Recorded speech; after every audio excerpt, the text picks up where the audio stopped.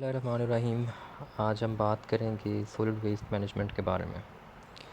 तो जिस तरह से पॉपुलेशन बढ़ रही है, अर्बनाइजेशन हो रही है, इकोनॉमिक ग्रोथ में इजाफ़ा हो रहा है, इकोनॉमिक ग्रोथ हो रही है, जो हमारे लिविंग स्टैंडर्ड हैं ये इम्प्रूव होते जा रहे हैं, तो इसके साथ साथ जो हमारी वेस्ट जनरेशन रेट है वो भी बढ़ता जा रहा है।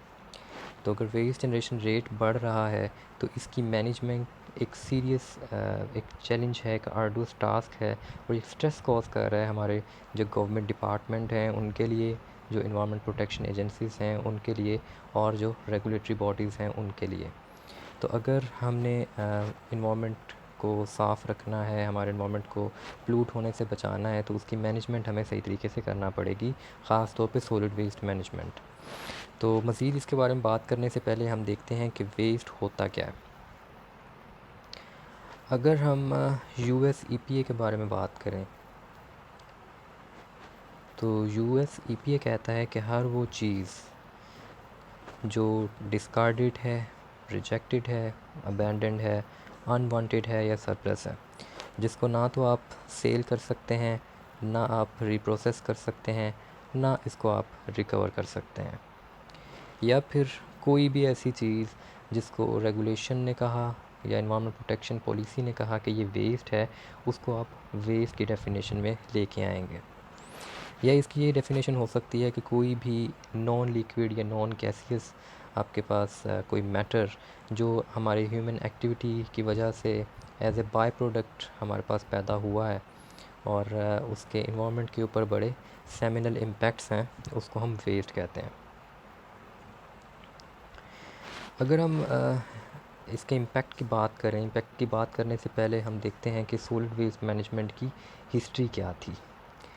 तो हिस्ट्री में या तो ये होता था कि क्योंकि लोगों की जो लोग थे वो बहुत कम थे, उनकी पॉपुलेशन बहुत थोड़ी थी और इतने ज़्यादा हैज़र्ड्स थे जो अब जितने ज़्यादा हो चुके हैं, तो वो वेस्ट को सड़क के इर्द गिर्द अलॉन्ग रोड को डंप कर दिया करते थे, या फिर उनको जो है वो इकट्ठा करने के बाद, जैसा आप ये पिक्चर में आप देख रहे हैं, इकट्ठा करने के बाद वो उनको किसी ओपन एरिया के ऊपर डंप कर दिया करते थे।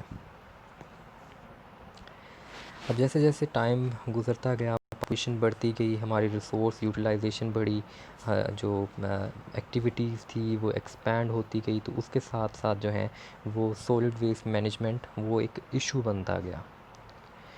सॉलिड वेस्ट की अगर मैनेजमेंट सही तरीके से ना हो तो ये डिजीज़ कॉज करती है। सबसे बड़ी एग्जांपल अगर हम इसकी पास्ट में देखें तो हमें वो ब्लैक डेथ की फॉर्म में मिलती है। ब्लैक डेथ एक डिज़ीज़ जो 13th और 14th सेंचुरी में आई थी यूरोप के अंदर। एक बेसिकली ये प्लेग थी जिसने एक मेजर पॉपुलेशन को हिट किया था वहाँ पे, और ये इसी वजह से सॉलिड वेस्ट की मैनेजमेंट सही तरीके से ना होने की वजह से हुई थी। ये इन्वामेंटल पोल्यूशन का बायस बनती है, ऑक्यूपेशनल हैज़र्ड्स का बायस बनती है। पाकिस्तान की अगर हम बात करें तो पाकिस्तान में तकरीबन 50% जो हमारी इन्वायरमेंट पोल्यूशन है वो इस वजह से है कि हम सॉलिड वेस्ट को सही तरीके से मैनेज नहीं करते। यूएस पीएचएस के मुताबिक 22 ऐसी डिजीज़ हैं जो सॉलिड वेस्ट को सही तरीके से मैनेज ना करने की वजह से होती हैं। अब हम बात करते हैं कि फंक्शनल एलिमेंट्स कौन से हैं सॉलिड वेस्ट मैनेजमेंट के।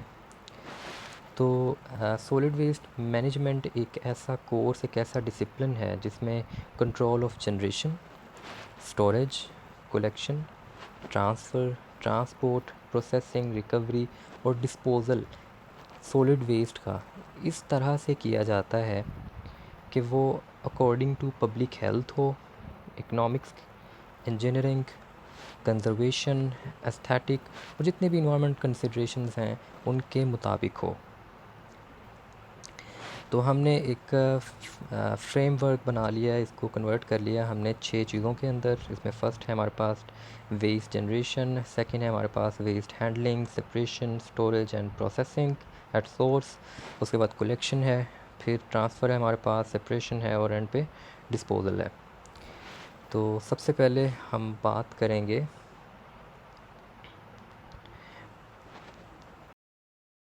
की। वेस्ट जनरेशन में दो चीज़ें आ जाती हैं, इसमें क्वांटिटी भी आ जाती है, वेस्ट कितना प्रोड्यूस हुआ, और इसमें क्वालिटी भी आ जाती है। इसके अलावा अगर हम दूसरी चीज़ देखें तो ये है जी waste handling, separation, storage and processing. For example के ये हमारी कोई भी एक समझें कि कलेक्शन कंटेनर है जो किसी हाउस होल्ड, किसी कॉलोनी, किसी कमर्शियल एरिया या उसके बाहर पड़ा हुआ है, और ये हमारी वो जगह है या सोर्स है जहाँ पे वेस्ट प्रोड्यूस हो रहा है। तो इस कंटेनर से आने से पहले तक जितनी भी हम एक्टिविटीज़ वेस्ट के साथ करेंगे, उसको सेपरेट करेंगे, उसमें उसको हम स्टोर करेंगे, उसकी प्रोसेसिंग करेंगे, वो सारी सेकंड क्लास में आती हैं। उसमें प्रोसेसिंग में ये हो सकता है कि जो आप कंपोस्टिंग के लिए घर में रख लेते हैं चीज़ों को, फूड वेस्ट है फॉर एग्ज़ाम्पल, गार्बेज है, तो हम रख लेते हैं कि गार्डनिंग के लिए हम उसको रख लेते हैं कंपोस्टिंग के लिए, तो ये प्रोसेसिंग है एट सोर्स। थर्ड इसमें चीज़ है जी कलेक्शन। में ये है कि वेस्ट जो कंटेनर्स हमने वेस्ट डंप किया था कंटेनर्स के अंदर, वो कंटेनर अब लार्ज व्हीकल्स के अंदर उसको ट्रांसफ़र करेंगे, तो ये कलेक्शन है। उसके बाद आ जाता है जी ट्रांसफ़र को मज़ीद हम दो हिस्सों में डिवाइड कर सकते हैं। एक तो है कि ये एक स्मॉल आप ट्रांसफ़र स्टेशन से लार्ज ट्रांसफ़र स्टेशन तक ले जाएं, या दूसरा हो सकता है कि आप उसको ट्रांसफ़र से डायरेक्ट आप उसको डिस्पोजल साइट तक ले जाएं। सेपरेशन एक तो हमने सोर्स पे की थी, दूसरी सेपरेशन एक दफ़ा फिर होगी अगर हम उसको स्मॉल एरिया से लार्ज एरिया में लेके जा रहे हैं, तो वहाँ मज़ीद सेपरेशन होगी। वहाँ जो चीज़ें रिकवर हो सकती हैं, जो जिनको रिसाइकिल किया जा सकता है या कंपोस्टिंग के लिए ली जा सकती हैं या बायोगैस के लिए ली जा सकती हैं, उनको सेपरेट कर लेते हैं। सेम चीज़ ही हमने सोर्स पे देखी थी कि इसको सेपरेट किया जा सकता है, उनमें आप रिसाइकलिंग और मटेरियल को रीयूज़ कर सकते हैं। और फाइनल जो एक चीज़ हमारे पास आती है वो है डिस्पोज़ल। जो वेस्ट जनरेट हुआ था अल्टीमेटली वो डिस्पोज़ ऑफ हो जाएगा।